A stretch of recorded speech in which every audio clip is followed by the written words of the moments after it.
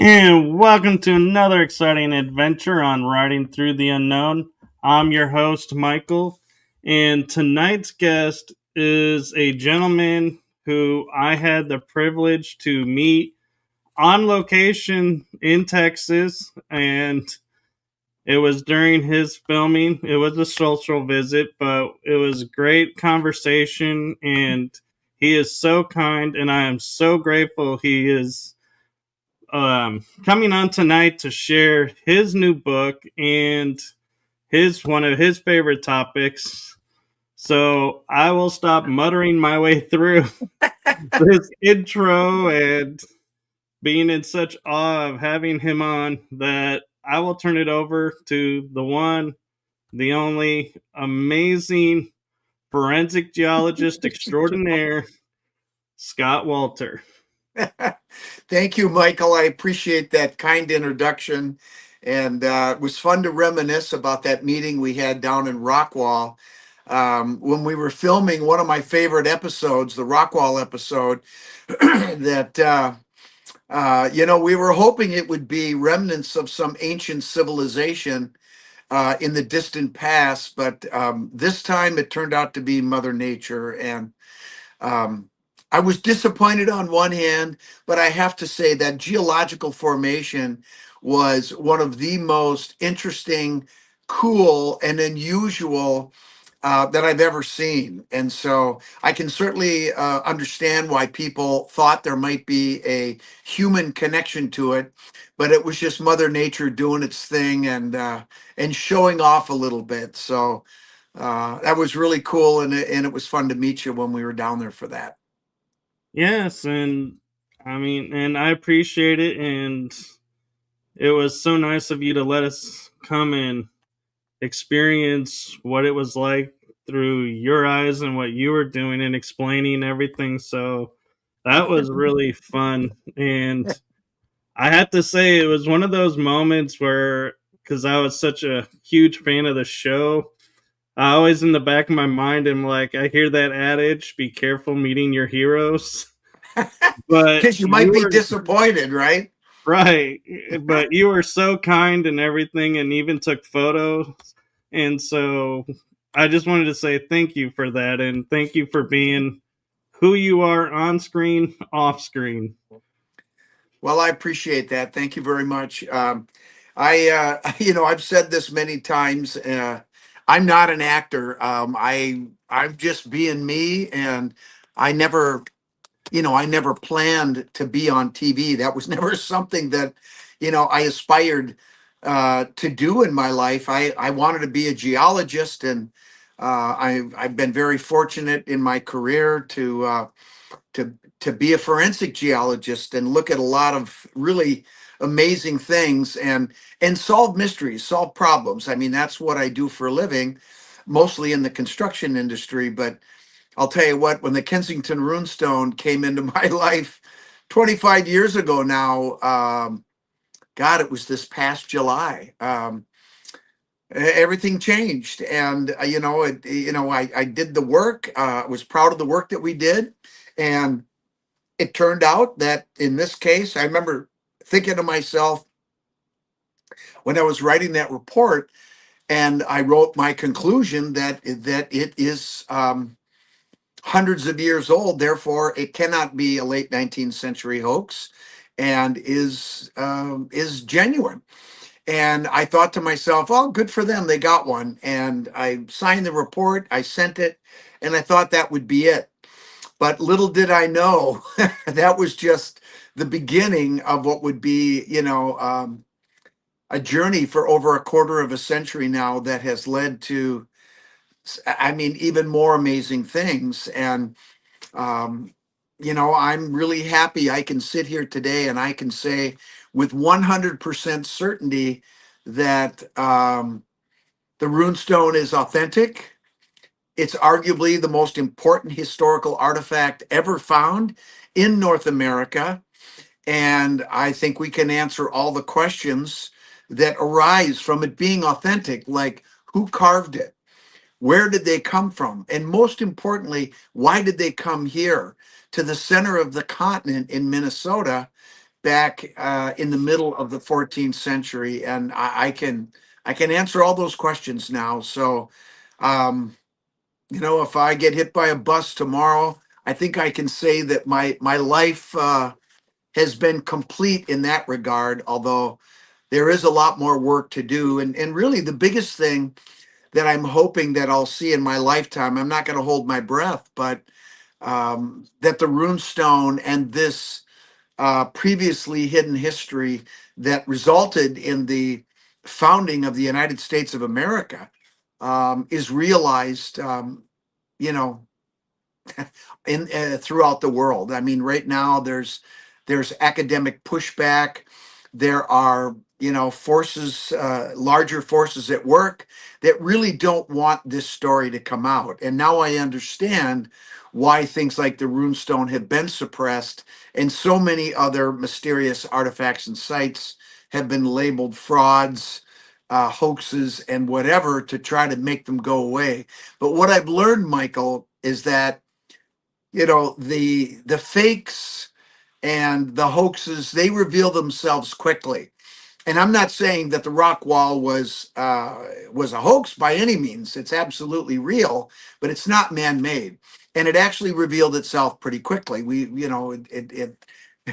kind of made it look like it was a little tougher than it was to figure out.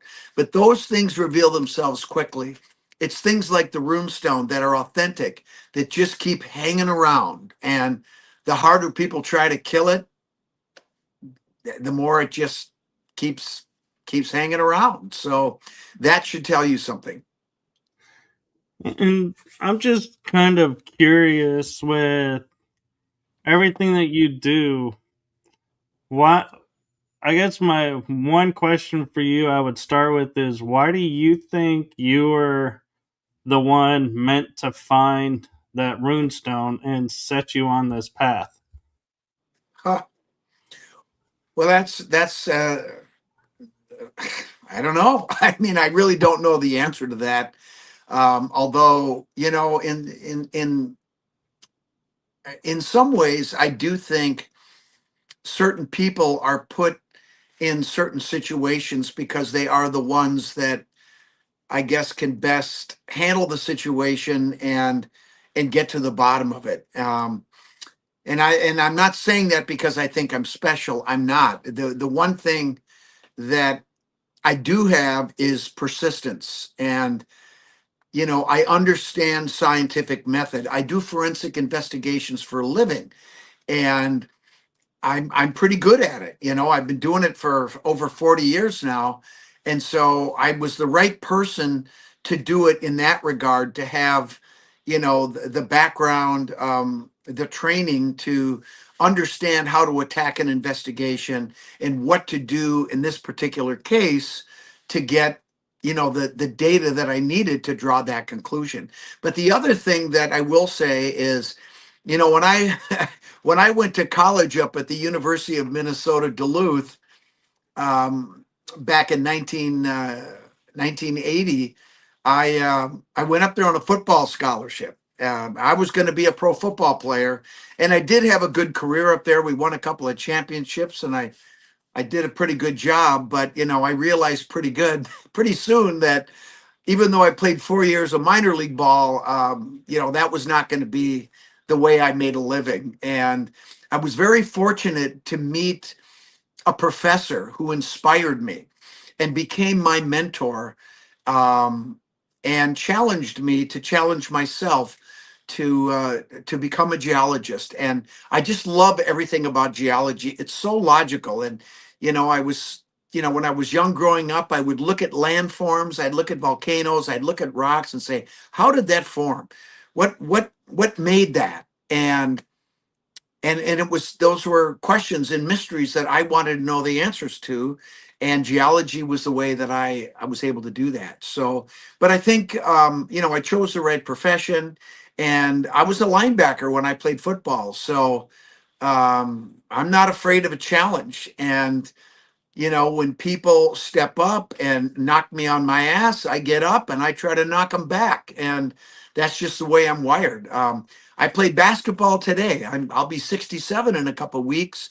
and I still play with the kids, and they still pass me the ball. So I think that is also part of it. I have a will, I have a desire, and I'm not going to quit until I get the answers. And that's how it was with the runestone, because I knew there was an answer, and it was just a matter of doing the investigation, getting the right data to be able to draw that conclusion. But once I drew that initial conclusion, I thought it would be over. I thought, well, good for them, they got one. But it was the pushback that I got from the academic community from people that are in soft science, humanities disciplines. And don't get me wrong, these are all wonderful disciplines. I'm not trying to disparage them, but these people are not formally trained in the scientific method. And I'm talking about archaeologists, anthropologists, historians, runologists, linguists, and so forth.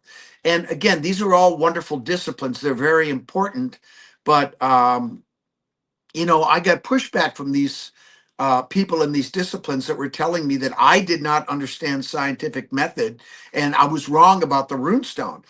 And I just sort of said, "Excuse me, what do you mean? I run a lab. I do scientific investigations for a living." And I will say that prompted me to dig deeper. And that resulted eventually 5 years after the runestone was in my lab for the first time, in a book that I wrote called with a linguist, Dr. Richard Nielsen, and that book's called The Kensington Runestone: Compelling New Evidence. And not only do I present my case on the geology, and Dick presented his case on the runes, the dialect, the grammar, the dating, and all of that, but we also investigated the past investigations that had been done on the runestone. And I have to tell you, it was beyond disappointing. Um, the way that they went about their investigations was anything but scientific. And in some cases, it was actually criminal. So I saw people that had already drawn a conclusion and then went looking for the evidence to support the conclusion that they had already reached. And of course, that's called a self-fulfilling prophecy. And it certainly isn't science. And so, I can answer the question to people, well, why is it that you came to this conclusion and they didn't? Well, the answer is pretty simple. They didn't follow proper scientific method. And, when you're talking about things like runes, dialect, grammar, dating, there's a lot of nuance and interpretation. And, for example, I'll give you an example of what I'm talking about. So once I concluded that the runestone was authentic, okay, the rock told me it was real. I trust rocks. I don't trust some people. And if the rock says that it's real, then what that means is that everything in that inscription must be consistent with the 14th century because it's dated 1362, right? Right. So that means that everything that the scholars said didn't exist had to exist. And so that prompted me, after all this pushback, and it actually got quite nasty. And I said, F them. I'm going to go find this stuff because I know it has to be there.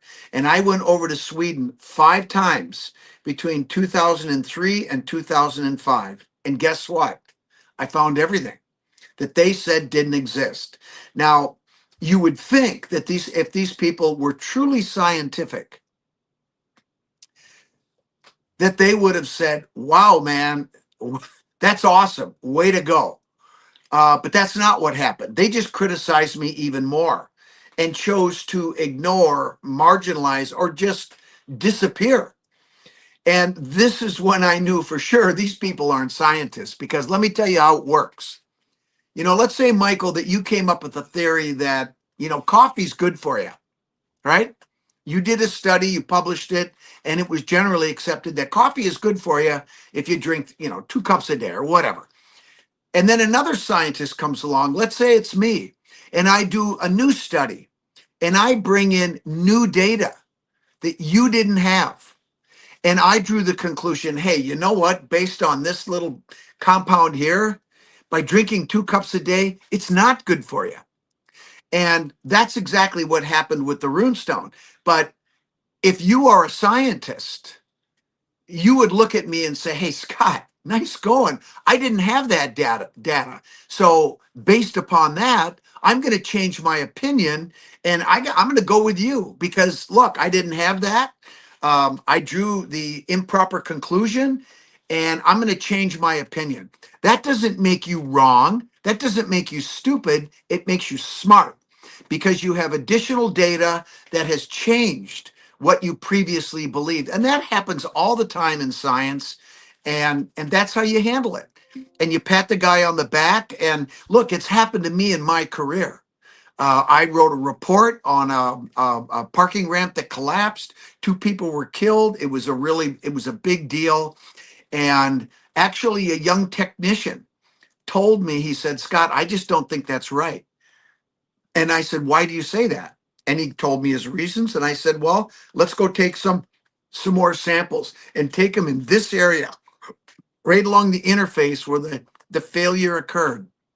And I'll be damned if I didn't find one tiny little air void that showed evidence of plastic deformation of the grout that had not set up before the failure happened because it was snowing that night, and the grout didn't set up. And he was on site there, and he knew it was cold, and that slowed the setting of the grout, and the failure happened before everything was solid. And I didn't sit there and get defensive, because it's not about me being right. It's about getting the right answer. And in that case, we got the right answer. I changed my opinion, and I didn't even have to testify in the court case because everybody accepted the conclusion. And there was a lot of money at stake, and we just had to make sure that we got it right. So I think you get the point, though, don't you? I do. And I will admit, before we get into the Templars in your book, I do have a friend that was super excited that you were coming on, and Okay, she wanted to ask me to ask you a question, and it fire. has to do with one of your episodes, and it is, can you go deeper into the Mayans being in Miami? Well, let's put it this way. There's plenty of evidence, and in that case, you're talking about the linguistic evidence of Mayans, Miami, and I know there were some others that where the names of these places were are believed to have been impacted by the presence of Mayans in those areas. So I do I know for sure that happened. I don't, because I don't know enough about the geology, or I should say the archaeology, that would prove, that they were there for sure. But we have plenty of tangential evidence that suggests that there was a presence there. And I don't see why it would be that big of a deal, frankly, because, these people traveled by boat. And if you start in like the Yucatan, for example, and you just sail along the coast, it'll take you right to Miami, for God's sakes. Um, and I don't see why that would be a big deal. And especially when you are looking for something that in your culture is considered sacred, and that would be, this Palygorskite clay that that we talked about on the show. So to me, it's not a big deal at all. That's what the evidence suggests. It was a sacred journey that they were on, and I think we all understand that people will go to incredible lengths for their faith and things that they believe strongly in. And so I guess that's the best answer I can give you. I don't know for sure, but I have no reason to believe that they didn't. And I think that there is evidence that suggests that they did. Thank you for that. And so, with that coming up, and with talking about the Knights Templars, I would be remiss since you're on the show. And the Curse of Oak Island, people claim they have found the treasure. And so I know you went to Oak Island and did some work there. What are your thoughts about, is the treasure really found, or is it Well, just a part of it and the mystery is still going? well, I don't watch the show. I've never watched the show. I was on Oak Island in 2008. I spent a whole day with Danny Blankenship. And, what I was trying to do was to see if there was any way that I could track down the 90-foot stone because it was, allegedly it was inscribed. And I thought maybe I might be able to help out with that. But I came to the conclusion after spending the day with Danny that there is no 90-foot stone. And I walked the island and I concluded that there was nothing there. In fact, I remember when we were shooting America Unearthed, or just as we were starting, they were looking at the concept of the Oak Island show, and they asked me what I thought, and I said I don't think there's any treasure there, and I don't know what anybody is saying about finding treasure, but if they actually found treasure, I'm sure the world would know. Um, we have documents that say that the treasure was recovered in 1769. We know what the treasure was. We know exactly what happened there. We know we've got drawings of the tunnel system, the mechanisms, a lot of detail. And if they say they found the treasure, well, on one hand, they have found the treasure. The treasure is the show. So in that regard, yeah, they found treasure all right. They've made a hell of a lot of money, but I don't believe they found any Templar treasure because, frankly, the Templars aren't stupid. They wouldn't leave their treasure hanging around, for two brothers to find or anybody to find. We're a little more careful than that. Uh, I'd have to agree with that, and that goes along with that. I have another friend who is a Knights Templar, and he goes, "Yeah, there is something at Oak Island, not what they think, but we have stuff all over the country. It's not just Yeah. one thing." And so, I mean, who would put all their eggs in one basket? I mean, they lead you to believe that that this is the Templar treasure. I mean, that's nonsense. I mean, yeah. nobody would do that, and certainly not the Templars. And so, what would be, and I'm sure you've written about it, but I'm curious your thoughts on hand is the Templars are worldwide and could go anywhere, hide out, do whatever. Yep. What would bring them to America, and what was the draw of making such a presence known here over other areas? Well, that's a good question. It's more complicated, I think, than people think. The simple answer is, far to the west, like it says on the runestone, they knew about North America and they had been to North America long before the put down, and their ideological and biological descendants had been to North America as well. So it wasn't a secret. But the one thing that they did understand about the Americas, both North, Central, and South Americas, is that the indigenous people embraced the true ideology of the Templars. They venerated the sacred feminine. They they respected the land. They respected each other. They treated their guests with dignity and respect. And the Templars knew this. They also shared rituals with them, and they bonded at a deep spiritual level.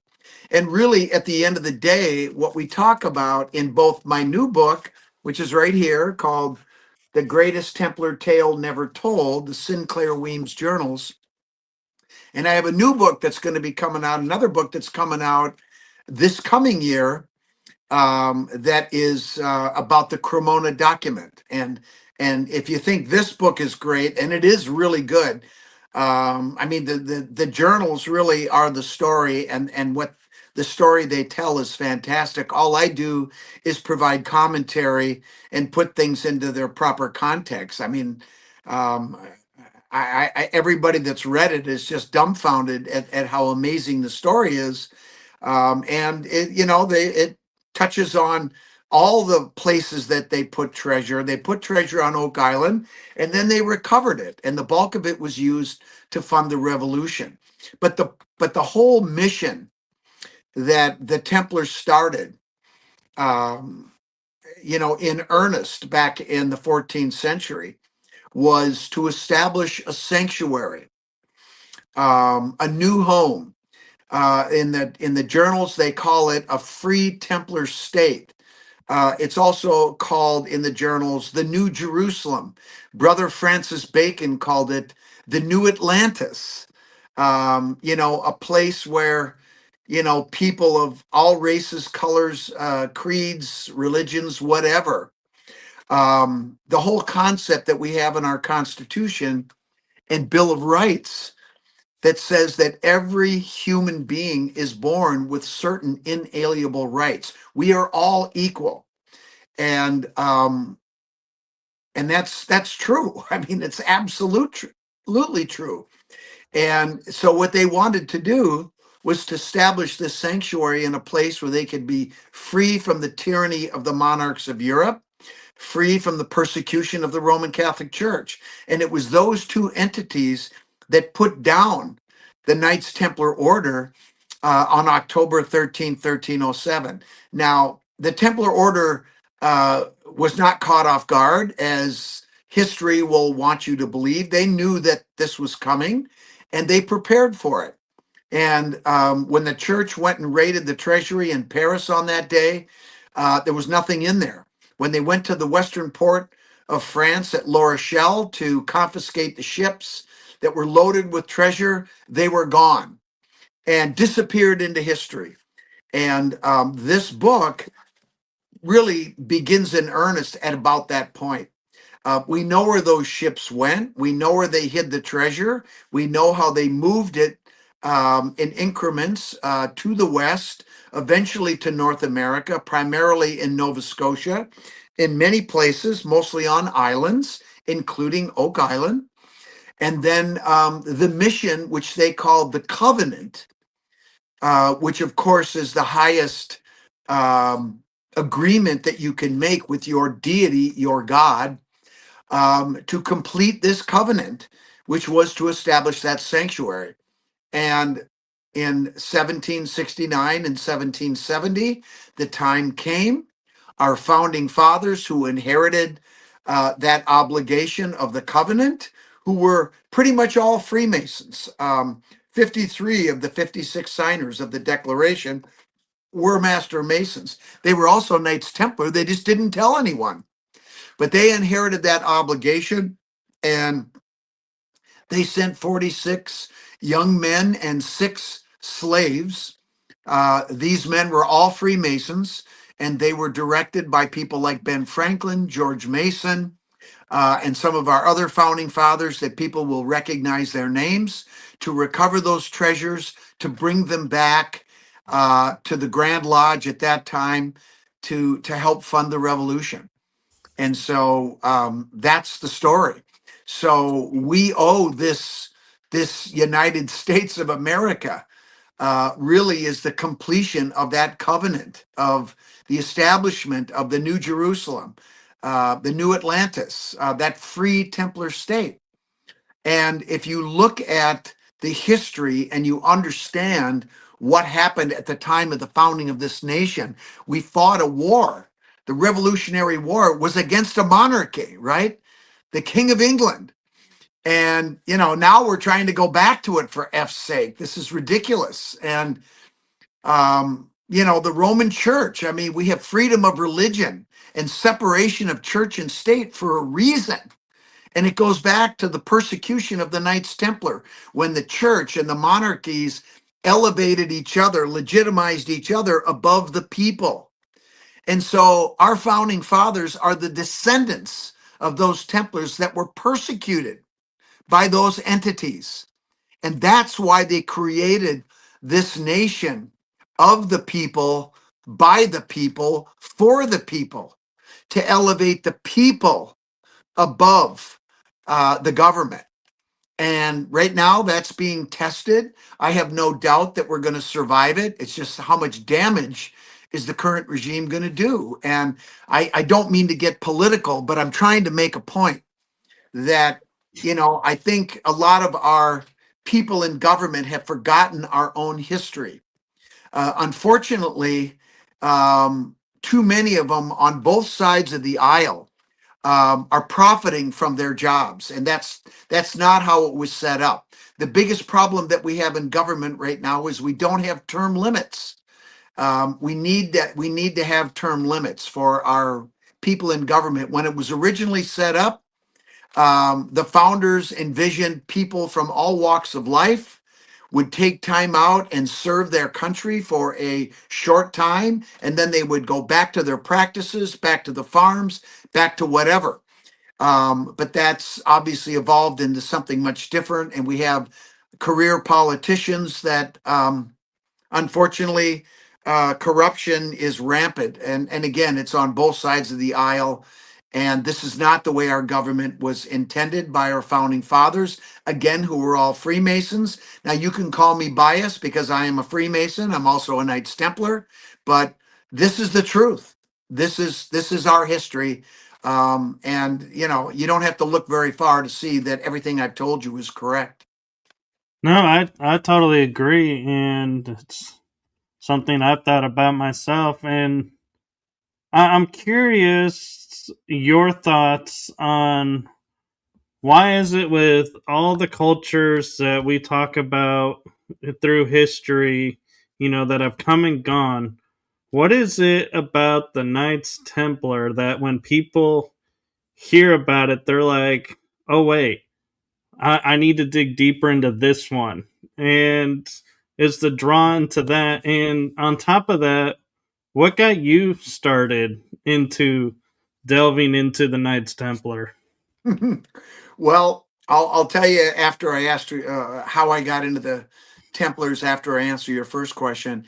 And it's a good question. And when I think about it, I think part of the mystique of the Templars is, if you look at their history, they were revered for their military strength, for their commitment to their jobs, to their chastity, to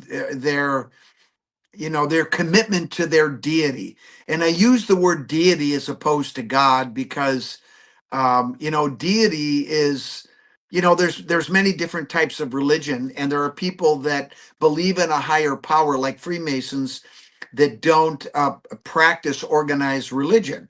Unfortunately, organized religion uses fear to basically control people and manipulate them, and that's not the way spirituality is supposed to be. And even though people associate the Templars with the Roman Catholic Church, the truth of the matter is they were anything but Catholic. They pretended to be Catholic to serve their own ends, and they honored the Virgin Mary to the point where some of the popes became a little uncomfortable.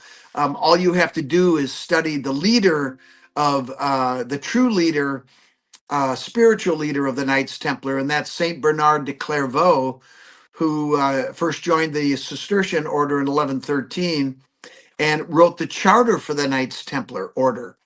Back and then when the Templars became an official order in January 13 of 1129, it was Bernard that wrote the charter for them. So when you really dig deep and you understand the real history of who the Templars are, they're much more interesting and fascinating than the popular belief or understanding. I mean, look, the church moved against them because they became too rich and powerful, is what you will read if you study them. But and yes, that was true. They were very powerful. They were very rich.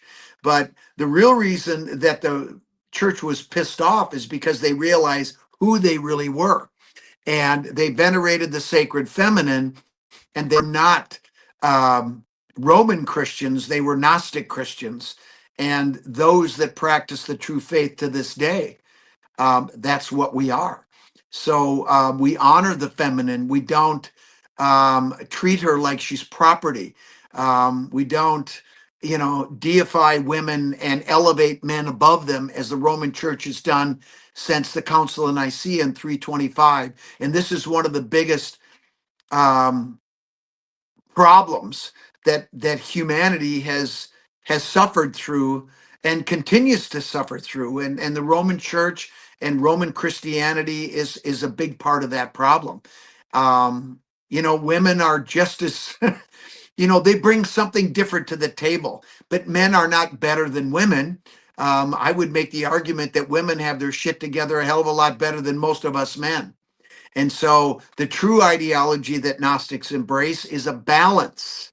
And that's what that hooked X symbol means that was on the runestone. And all through these documents, all through the Sinclair Weems journals, this was what the Templars' true ideology was. And nobody figured it out until we came along. And this leads me to how I discovered the Templars. It was the runestone. And, once I realized that the runestone, or I concluded that the runestone was authentic, I started to dig into, who carved it? Where did they come from? And why did they come here? And I have to be honest with you, Michael, the evidence trail took me right to the Templars. Because when I went over to Sweden those 5 times looking for the language, runes, dialect, grammar, all of that, where I found it was on medieval grave slabs that were mortared into the floors of 92 medieval churches that were on that island. And I went to every church. I'm anal retentive. I'm a lab guy, okay? It took me 2 weeks. And as I was going through these churches, I did a little research. Who built them? Well, it turns out that all 92 were Cistercian. Well, who are the Cistercians? The white monks that were founded in 1195 by Robert Molesme and then taken to meteoric heights, starting with when Saint Bernard de Clairvaux joined the order in 11, some people say 1112, 1113, but in 1115, he founded the first daughter abbey at Clairvaux. He joined the only Cistercian abbey that existed at that time at Citeaux in France, and then he founded Clairvaux. That's why they call him Bernard of Clairvaux.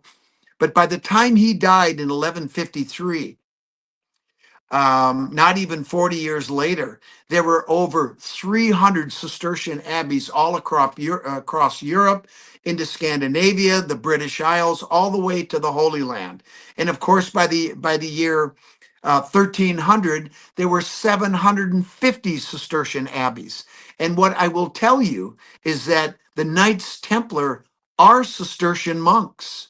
They are one and the same with the Cistercians. The only thing is they served a military function within the order. They were the only ones who could travel, except for the stonemasons, of course. And they were the only ones that were allowed to eat meat because they needed the protein so that they could fight in battle, right? But there were other things that the Cistercians did. They tended to large flocks of sheep. They were amazing gardeners, and they had orchards, and they grew food, and they had foundries. They had forges where they were making metal and all kinds of products, and they would go into the cities. These Cistercian abbeys and these Templar commanderies were always out in the wilderness, and they were built associated with water. Streams were flowing through them because they were obsessed with cleanliness and purity. And so I dove deep and I studied them intently because it was fascinating. And it's also interesting to see how their impact on the world. It was the Cistercians and Templar money. They became immensely wealthy. Through agriculture, through commerce. They would, grow food. They would shear the wool off the sheep and sell the wool for clothing. They became immensely wealthy. But it was the Templars who also developed the shipping, right? And they were able to travel and transport the goods. So this was like an enterprise. a mega corporation, if you will. And that's how they became immensely wealthy. People know they were wealthy, but they don't know how they became wealthy. So that's how I got to the Templars. And the deeper I dug into the Templars, the more I realized that they had technology. They understood the stars and how to navigate, and they understood by using geometry and archaeoastronomy to be able to calculate the size of the Earth. Once you know the size of the Earth, you know how far away things are. And believe you me, they knew exactly where North and South America were, where China was, where Asia was. And once you know these things, you know how much food to bring, how much water to bring, and this gives you a huge advantage over your competition and your enemies. So when people talk about this is the Templars, and they marvel at their battle skills, and of course they had that as well. They were also able to through alchemy to be able to make strong light steel and chainmail and armor, and that's why they were so successful in battle, or one of the reasons. So the deeper you dig into the Templars, the more impressed you will get, and it will help you to understand why they became so rich and powerful, why they're so revered, and people find them so fascinating. And then when you start to look at things like coming over to North America and bringing their treasures to found this new Jerusalem, everything makes sense. Everything fits together, as it must when you're doing a forensic investigation and you have the right answer. Because if you're doing an investigation and you have a piece of data that's hanging out there that doesn't fit the thread, you're not there yet. When it comes to the Templars and the founding of America, everything fits. Now it's just a matter of getting the word out there, getting this history accepted, and getting these academics, frankly, off their ass. And the other thing that I found with academia is a lot of these people, even though privately, it's like people talking, like Republicans talking about Trump. Behind the scenes, they don't like him. They think he's a moron. In academia, they know that the Templars were here. They know the story that they're putting out there isn't right, but they don't want to tread on the legacy of their predecessors. And look, as I told you before, it's not disparaging the people that came before you. When new evidence comes forward, if your predecessor doesn't understand that, then shame on them. You go forward, you bring forth the truth, bring forth your evidence, and stand tall. And if your predecessor doesn't like it and he's wrong, well, tough up. If he has integrity and if he truly supports you in the work you're doing, he'll stand with you. That's the way it should be. Not, talking behind your back because, he perceives you're somehow attacking his legacy when that's not at all what's happening. So I get a little wound up when I do this, Michael. Sorry.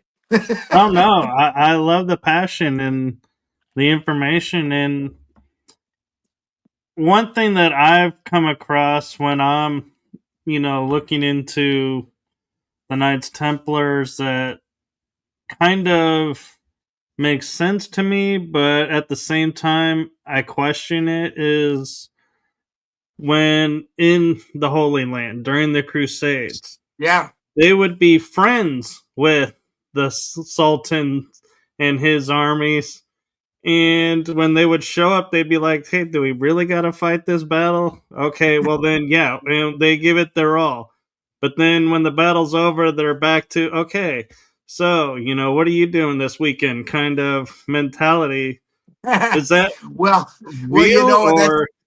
it is to a point. Now, what you have to understand is that there are other traditions that embrace essentially the same ideology. In the Muslim faith, we have the Druze, who are Gnostic Muslims, if you will. And so there are things that they have in common with the Templars from a spiritual level, from an ideological level. And so they would meet privately and have their degrees, their rituals. They would treat people with respect. In many ways, it's kind of like sports, right? I mean, I use the analogy when I play basketball, and I talk to some of the young kids, and when we play and somebody does a hard foul, you get in each other's face, you kind of get after it. I mean, what you have to understand is that everybody wants to go home. Nobody wants to go get hurt. You want to have a good workout. You want to compete hard, but then and I just say, look, when I'm on this side of the line and we're on the court, I'm going to fight like a dog and I'm going to kick your ass. But as soon as the game is over and I'm on this side of the line, out of bounds, and the game's over, I'll be the first one to buy you a beer and tell you what a great player you are. And I think sometimes people have a hard time understanding that because you compete so hard, and then, afterwards, these guys in football and all sports, they hug each other and they exchange jerseys because they understand that, everybody has to go home to their family. They don't want to get hurt. I don't want to see a guy get hurt. I hate seeing the other guys get hurt. But, it is part of the game. But in a way, that's kind of what's going on with these traditions because, we're all human. And if you are truly a Templar, you know that everybody else is human and has good days and bad days and families and kids and grandkids and sickness and illness and good times and hard times. I mean, that's just the human condition.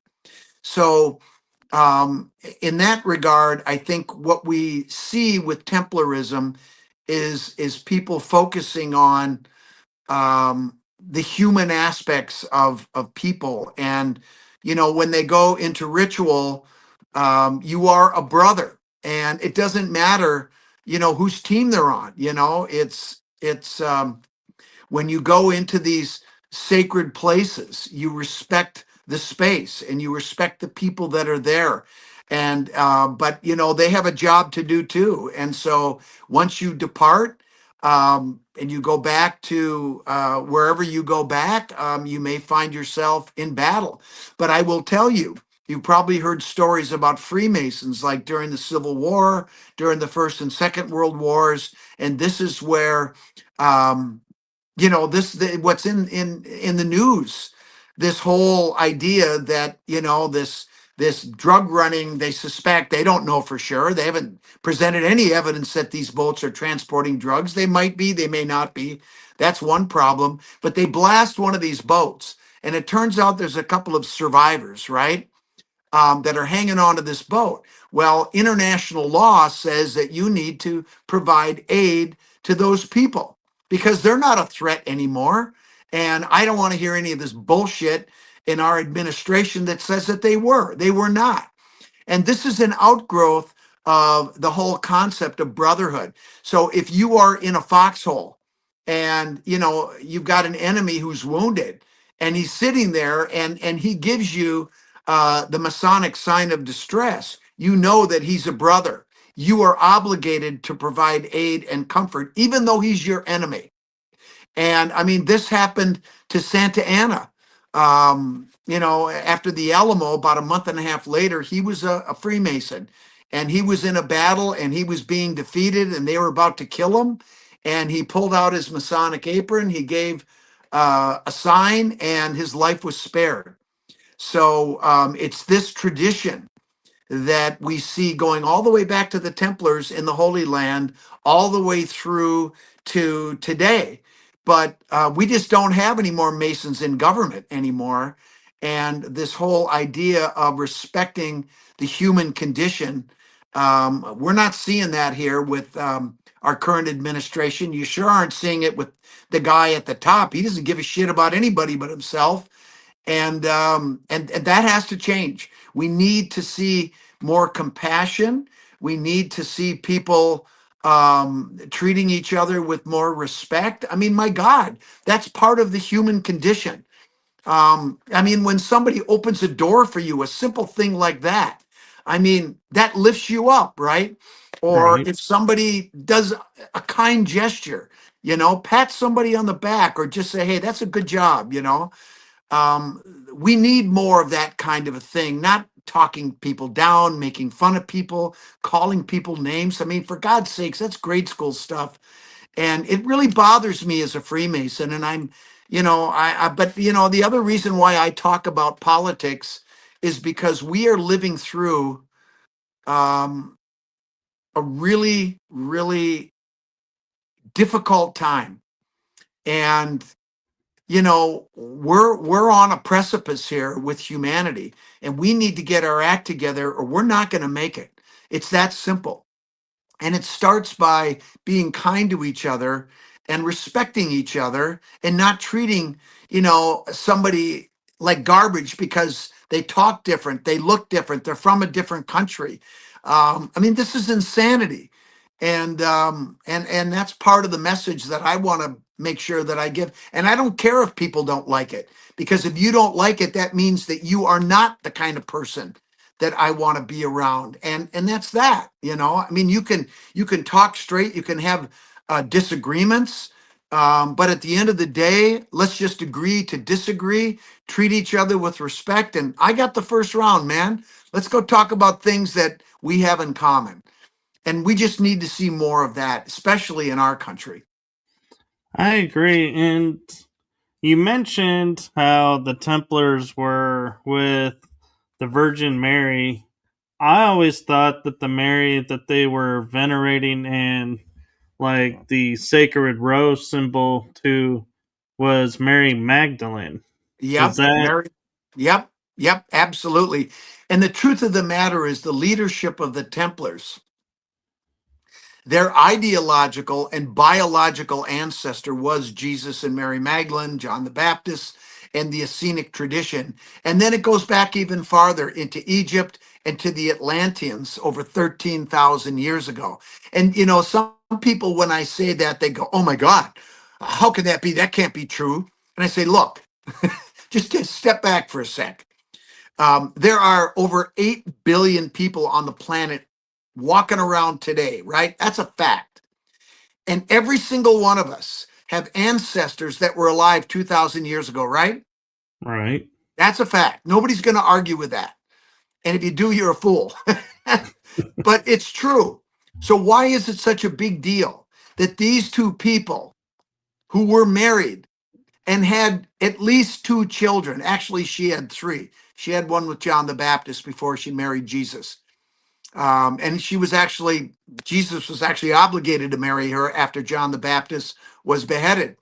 And that's a whole nother story. But the point is this: why is it such a stretch to say that their children couldn't have had children and their children have children and so on all the way to this day? In fact, hello, it happens all the time. So to me, it's not a big deal, but I happen to know that it is true. Now, I'm going to say something right now that's kind of controversial, but then I'm going to put it into context. I am also part of that lineage, but it doesn't make me special because there's probably millions of people that are descended from these two people. And according to the genealogy that I've had done, I'm part of that bloodline. But okay, that's great. It's kind of cool, but it doesn't mean anything to me because there's a whole bunch of other people that have that. But that doesn't make us special. Um, but they did venerate that heritage, that lineage, and Jesus and Mary Magdalene and John the Baptist and the rest of them. They were important people in their time. They weren't who the church makes them out to be. The resurrection never happened, I'm sorry to say, until I see someone rise from the dead or I see a virgin birth. I'm not buying it. And most women I talk to aren't buying that virgin birth thing either. As you mentioned, Jesus and Mary Magdalene having kids. One thing that is buried deep in the church, but is a part of the church lore, I always find is interesting, is they talk about the last scion, who is supposed to be the descendant of Jesus, who is supposed to help bring about the end of times. He's plays a role in that. But then I'm like, when you say Jesus never had kids, how do you have a last Zion? It's like, wait a minute. Well, I think it's a metaphor. I don't think the way it's presented is it makes it sounds like the world's going to end or everybody's going to die, and that's not what it is. I think what they're referring to um, is the time period that we're living through right now. Are you familiar with something called precession of the equinoxes? Yes. Okay. Well, then you know that we are right now transitioning from the end of the age of Pisces the fish to Aquarius, right? The feminine Right. water bearer. You're familiar with that, right? Right. Yes. And you understand that precession of the equinoxes, which is the movement of the 12 constellations of the zodiac through the eastern sky. It takes exactly, well, approximately, I should say, 26,000 years for one cycle to complete, right? Um, and so when you divide that by 12, you get about 2,160 something years. But the interval between these ages is not divided equally. It depends on the size of the constellation. And it's measured on the spring equinox at sunrise. When that constellation is sitting in the eastern horizon and the sun rises through it, that is considered a sacred age. And whatever constellation that is, that's it. Now, getting back to the 26,000 year long cycle, that's a hell of a long time, right? Right. And we are now transitioning from Pisces to Aquarius. But what is also happening that most people don't understand is that Pisces is the end of the 26,000 year long cycle. That's what people were talking about in 2012 when they talked about the end of the Mayan calendar. You remember that? And they Yes. were talking about the end of the world. Well, it wasn't the end of the world, it was the end of one very long cycle. But what happens when one cycle ends? Another A new one one begins. a new one begins, right? And so that's what's happening right now. Now, the Mayan calendar ended in 2012. So, according to them, we're already into Aquarius. However, there are other calendars, other traditions that have different calendars. And most of them say that the transition happens in 2025 to 2026, right now. And so this mention of difficulty, of strife, of what the end of something is talking about that. And so it's not the end. It's just the end of a cycle, but the new one is beginning. But the prophecies that have been around for millennia say that this time the transition from one cycle to the next in procession is going to be a time of great upheaval, of great difficulties, great challenges. And that's exactly what we're experiencing, not just politically, but our planet is saying, stop, give me a break. This is another thing that I can't stand about the current administration. They don't care about the planet. Um, they don't. They just want to go ahead and continue on, not do anything about pollution, not doing anything about conservation, about taking care of our water, taking care of our resources. They just want to exploit for the sake of money. Well, what good is money if you live in a shithole? And I'm just saying it frank. That's what we're up against. And, we need to make some serious choices as a species. If we want to continue on and, I want to try to make the world a better place. That is why I do this. That's why I speak out and I say controversial things. I'm just telling people the truth. And I want to make this world a better place for my kids, for my grandkids, and the ones I'll never meet because we're only here for a short time.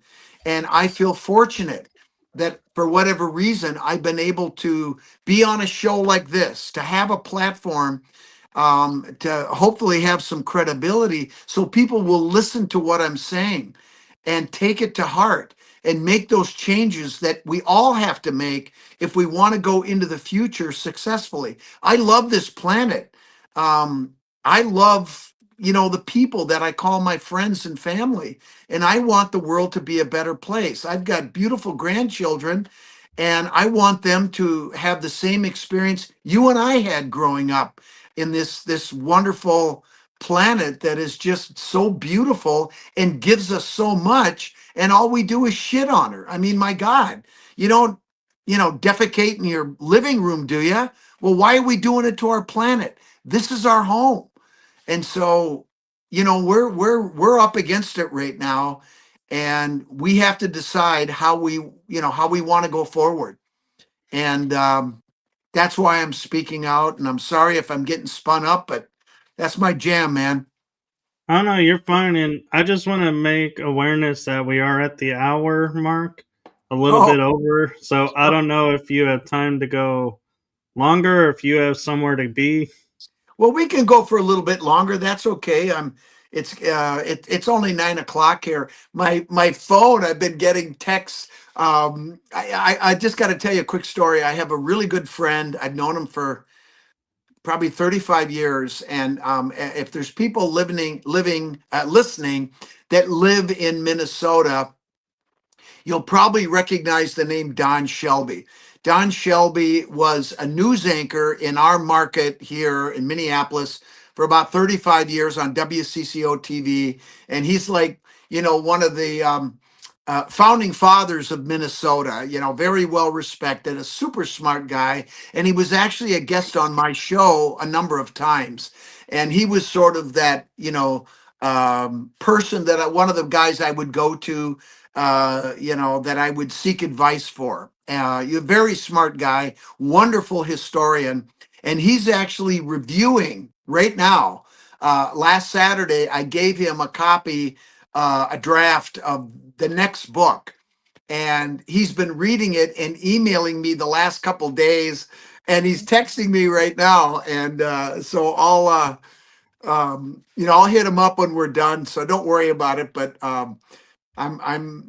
things are happening right now, and the fact that he's texting and emailing, and I'll tell you what, he's also an investigative reporter, and that's one of the things that he and I have always had in common, is the process of investigation. And I told Don on Saturday, I said, look, man, I said, if there's something you don't like, if there's something that doesn't make sense, if you see a problem, tell me. And, hit me and hit me hard. That's the kind of help that I need. I don't want people just saying, "Oh, that's great, I love it, it's perfect." I don't need that. I need people to tell me how it can be better, if I've made some mistakes, if something doesn't make sense. So I really, really appreciate that, and I'm dying to know what he's finding, because he's hitting me up and I can't read it right now. But anyway, so that's what's going on. Fair enough. And one question I have for you that can be Knights Templar related or not is, if you were to start up, say, America Unearthed again, Yeah. what would be like some of the topics that you're hearing about going on right now that you're like, I would really love to delve into? Oh my God. Well, there are many aspects of this Templar story that I would love to delve into. There are some places where I think there actually might be some treasure. Um, and I'll be honest with you, I know a lot about what the treasures are. And yes, a lot of it is gold and silver coins, artifacts, and things, like that, and jewels. But the stuff that interests me are the relics and the other stuff. Money's nice. I mean, everybody likes money, but money's boring. I mean, we know what we can do. Money buys convenience, but artifacts and documents, to me, are just eminently fascinating. And so I would love to go and see if we can find a couple of the treasures that I think are still out there. And no, they're not on Oak Island. Um, they're in other places. Um, Another thing I would like to do, maybe you heard about it, this summer was when they went public with it. It was actually discovered, I think, about 7 or 8 years ago, something called the Wawa Runestone. Have you heard of it? Up in No. Wawa, Ontario. on the north side of Lake Superior. And it's a runic inscription that's carved into the bedrock. And apparently there's some ships carved with it. There are some X's. I'd love to know if there's hooks on them. I've seen some photographs, but and I've had a lot of people tell me about it, but I just say, look, I don't have anything to say until I get my eyeballs on it. I don't trust photographs. I need to see it myself. And I'm hoping to get up there this coming summer to take a look at that. But man, if we could do something like that on America Unearthed or whatever, again, that would be great. It's interesting you say that because, we did 3 seasons of America Unearthed from, 2013 to 2015, and then they put us on hold, and they sold H2 History 2 back in the day. That's what we were on initially, and then we were off for 3 years. I mean, I did some other television stuff, but then America Unearthed came back in 2019 for a 4th season, but then COVID hit, and it just that type of boots on the ground um, programming just wasn't feasible anymore. So and I don't know if I want to do America Unearthed the way we did it again.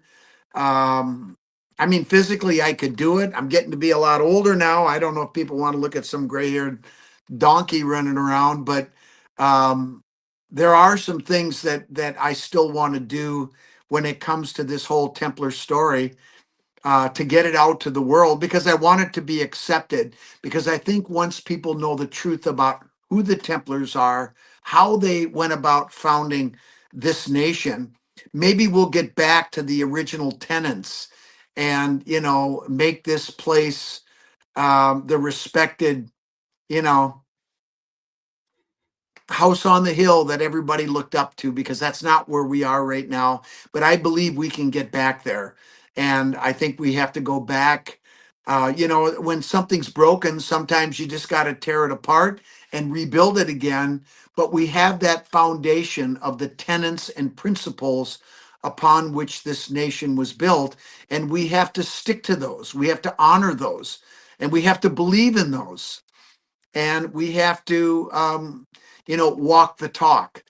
And I believe we can do it. I think Americans have it in them. And look, we all make mistakes, and it's not necessarily you know what you do. It's how you fix it. If you make a mistake, you own up to it, and then you get about fixing it. And I think that's what we need to do, and I think we will do it. I'm optimistic. I'm going to do my part, and my part is to speak up and say what I believe to be the truth. Yeah, thank you for that. And I do have an interesting question from a friend of mine, Derek, in the Okay. chat room. He's asking, was there a relationship between the Templars and the Cathars? Of course. Absolutely.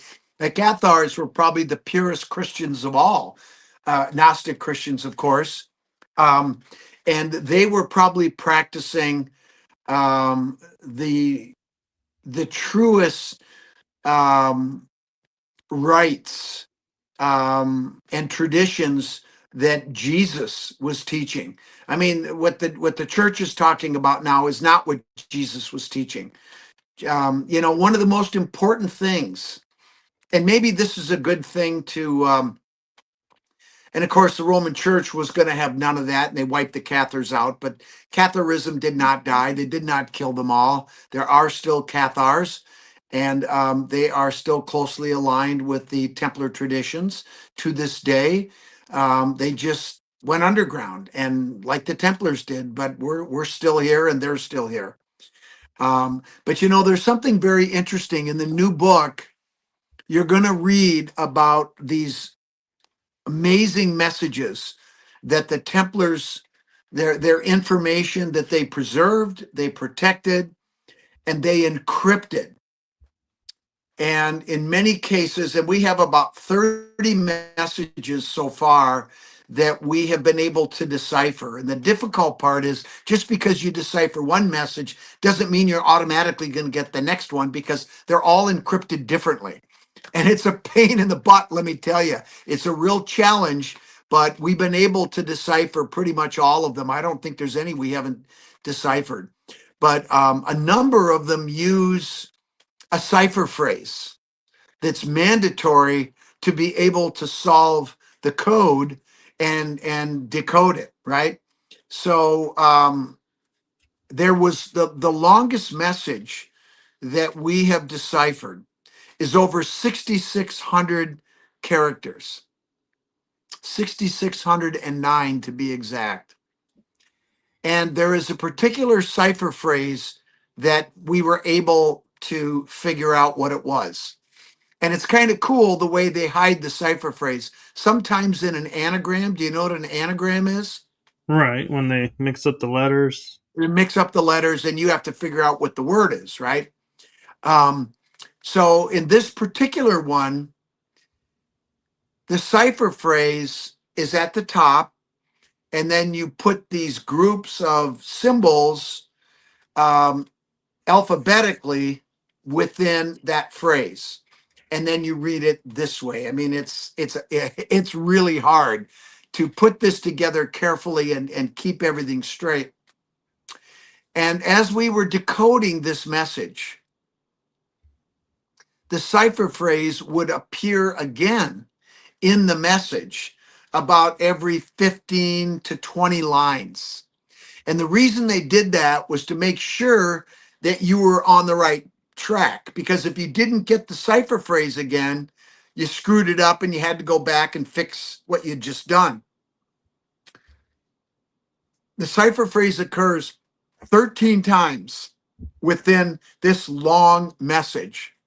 And it took 2.5 months to decode it, even though we knew what to do. It was that difficult. And I can't tell you how many times I didn't get the right word. I'm like, oh God, I got to go back. But the message is very profound. It's basically history. It talks about Oak Island in some parts, but it talks about other things too. It's quite lengthy. But the cipher phrase, I can now tell you, was the message that Jesus was teaching. And I say that on good authority. And I think this might be what I want to leave your audience with to think about, because it's going to rock them a little bit. But if you stop and think about it, it's true. It's prophetic, and it's the word. The cipher phrase is this: the power of God is within you. That was his message. And not only is it in you, it's in your partner, it's in your kids, it's in your friends, it's in all of us. That is why when human beings are getting along, when you feel that energy, when you feel that vibe, that collective consciousness that's in all of us. You know how you feel when you listen to your favorite song or you go to a concert and you're just rocking and everybody in the house is feeling it? Oh yeah, all tingly That's, and yeah. yeah, that's the power of God in everyone, because it's in every single one of us. It's not some guy out there that's, watching football players score touchdowns, because that's nonsense. And I'm sorry to tell that to the Roman Christians, but it's the truth. And that cipher phrase appears in multiple messages, and in some cases is the message. And that's what he was teaching. So I'll just leave it at that. Thank you. And I have one theory I want to ask if it's okay before we end this. Yeah. And you can confirm it or say can't talk about it, but is there more than one Graal? Say again. Is there more than one Grail? Well, that's a great question. Um, First of all, you have to define what the Grail is. The Grail is different things to different people. Um, to some people, it's a cup, that was used at the Last Supper. To some people, it's treasure. To some people, it's the Ark of the Covenant. To some people, it's the womb of Mary Magdalene, the womb of all females, that carries on the bloodline. To some people, the Grail was the establishment of that sanctuary we now call United States of America. It's many things to different people. So I kind of like the fact that there is no right or wrong definition of the Grail. The Grail is what you think it is. What it just depends on your point of view what the Grail is. To some people, the Grail is spiritual awakening, finding that peace within yourself, that God within you, when you realize that you have control over your own happiness, over your own destiny, and that strength that comes from within you. And I think the more you think about that, I think you're going to realize that maybe that's what the Grail is. That's what I think is it's within us. And so thank you for sharing that. And I want to give you a chance to, because we've talked about your book here and there, to promote your book and Oh, all okay. your books and what you Yeah. have coming up if you'd like. Well, it's a very busy time right now, and there's a lot of things that are going to be happening here in the next few months. Well, this is the book that I just published. Although it is not officially going to be released to the public to be able to buy it on Amazon and other distributors until February 10th. The only place you can get one is off my website, which is scottfwolter.com. But I sign and personalize every book that is bought off my website. And I've been selling this book like crazy because I'm telling you, it is, and it's not because I'm a fabulous writer. It's not. It's the journals that we present in here, and we and it starts in the 14th century with a young Earl Henry Sinclair, whose father gives him a journal on his 8th birthday. And the number 8 is very important. It's very sacred. It's one of the numbers in the Fibonacci sequence. The next number is 13. That's why you see the association with the Templars, the number 13. People don't understand what that means. The church has demonized the number 13 when in fact it's the number of the goddess. So you can start to see how the church has been the antagonist in this story and continues to be. But I think, I mean, even in buildings for a long time, they didn't have a 13th floor because it was bad luck, right? Well, that's bullshit. It's actually a sacred, beautiful number that is symbolic of the sacred feminine. But in any case, he gets the journal when he's 8 years old, and he writes all the way through his life until it's his turn to bring the treasures to North America in 1395 and 1398. And then he passes the journals to his son, William, whose obligation is to continue the covenant of checking on those treasures, traveling to North America to make sure that those treasures are safe, and because that treasure was to be used for someday, when the time came to use that wealth to establish this new sanctuary. And that obligation was passed on through 15 generations over 4 centuries.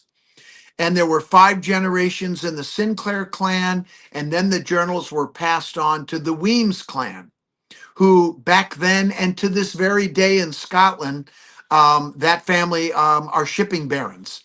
So obviously they had the means to come over and check on the treasures. There's one other thing I want to say about this whole mission that was called the Covenant, is that when Earl Henry came over to North America, he and the Templars that he brought with him, he didn't just bring the treasures, he brought 120 remaining Knights Templar, the descendants of those that escaped France in 1307, who fought at Bannockburn, the greatest battle in the history of Scotland when they defeated the British. There's been a long-standing rumors that the Templars helped them defeat the British in battle, and the journals tell us that story is true.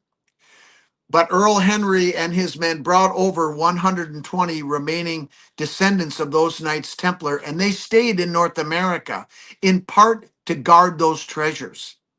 But when they went over here, they also formed a deep spiritual bond with the indigenous people, and they bonded through ritual and intermarriage. And they said to Earl Henry and his men, and to the subsequent Weems and Sinclair descendants that came later, "You are our brothers. Gold and silver means nothing to us. But if you want us to guard these treasures, we will do that for you." And they did for over 4 centuries. And look how we repaid them with genocide, right? But Right. I will tell you, they still know the story. And you don't have to believe me. Talk to them because they still know. And next year, when we start patting ourselves on the back with this great country that we have, we cannot forget the 46 men that went up there to recover those treasures and the 6 slaves that went up there with them who received their manumission. Do you know what that word means? I didn't when I read it in the journals. It means to give a slave their freedom. And we also cannot forget our indigenous brothers who guarded those treasures for 400 years. The story is much bigger, it's much better, and it's more beautiful than even the story that we were told about the founding of this country. So when you read this book, you are going to be amazed. And the details are what I dug into. And the last chapter is called Analysis.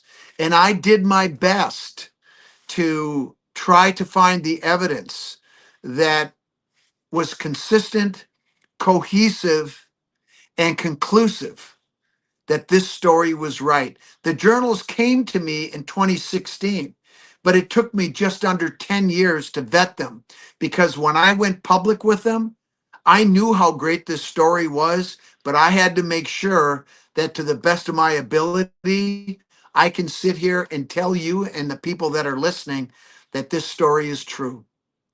So there you go. So scottfwolter.com. Order the book. I'll sign it for you. I'll write your name and I'll get it out before Christmas if you do it. And then be ready for the next book because it'll be just as good, if not better than this one. So thank you for that, and thank you for trusting me to be a guest on my show, because I know not all podcast shows are the same, and so thank you for trusting in me. Well, thank you for having me, man. And look, I don't sit there and worry about how big somebody is, a podcaster. Everybody has to start somewhere, and maybe someday you're going to be a big shot, and I'm going to say, hey, do you remember me? So it's all good, man. Well, thank you. And before we go, I'd like to say from my heart and the heart of my show to you, thank you for what you're doing and exposing the truth and bringing to light the truth of what's going on. Well, thank you for that. All I can say is I'm just going to keep doing what I think is right. And so far, it seems to be working out pretty good. And I'm going to do it till I drop, man. That's that I can promise you. Well, hopefully it won't be anytime soon. Well, I hope so too. I'm having a good time. So, Well, thank you, Michael, and let's do it again soon, eh? Yes. Thank you, and we will. And so please like, subscribe, and follow along because you'll never know when Scott will make his appearance in season 4. Oh, you mean on America Unearthed? Oh, my show, Oh, actually. your show. Oh, I thought you were talking about my show. Anyway, well, that sounds good. Season 4, man. I'll be ready. Hey, I'm matching your record. 4 seasons. There you go. You'll pass me up. That's okay. Well, for now, but I have a feeling your show will be back. Well, we'll see. All right, In man. one Well, way or listen, thanks. another. Yeah. Well, thank you so much. And I'm going to go have one for real. This was lemonade. I'm going to add a little sauce in here now. That'll be my nightcap. So thank you, and thank you to everyone, and happy holidays to everyone. Merry Christmas, and we'll see you on the next one. Good night, everyone.